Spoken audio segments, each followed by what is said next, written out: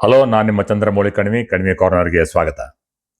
ಈ ವಿಶ್ವಕಪ್ ವಿಕ್ಟರಿ ಕುರಿತಂತೆ 2-3 ಚುಟುಕು ವಿಡಿಯೋಸ್. ಮೊದಲೇದು ಅಂತಂದರೆ, ಟ್ರಾಫಿ ಗೆದ್ದ ಮೇಲೆ ಪ್ರೆಸ್ ಕಾನ್ಫರೆನ್ಸ್ನಲ್ಲಿ ನಮ್ಮ ಹೆಡ್ ಕೋಚ್ ಆದಂಥ ಜಿಜಿ ಗೌತಮ್ ಗಂಭೀರ್ ಅವರು 2-3 ಮಾತುಗಳನ್ನು ಹೇಳಿದರು. ನಮಗೆ ಇಂಡಿವಿಜುವಲ್ ಮೈಲ್ ಸ್ಟೋನ್ಸ್ ಬೇಡ, ಟೀಮ್ ವರ್ಕ್ನಿಂದ ಟ್ರಾಫಿ ಗೆಲ್ಲುವುದೇ ಮುಖ್ಯ ಅಂತಂದರು.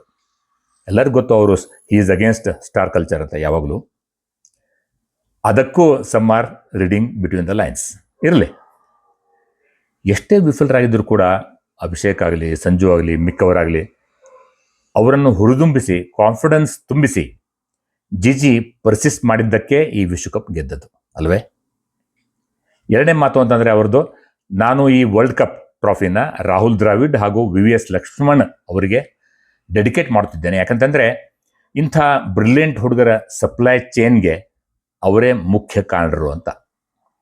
ಮೂರನೇದ್ದು, ನಾನು ಇಲ್ಲಿ ಸೋಷಿಯಲ್ ಮೀಡಿಯಾ ಮೆಚ್ಚಿಸಲು ಹೊರಟಿಲ್ಲ, ನನ್ನ 30 ಜನರ ಟೀಮ್ಗಾಗಿ ಕೆಲಸ ಮಾಡುತ್ತಿದ್ದೇನೆ.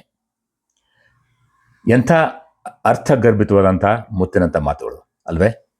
Well done GG.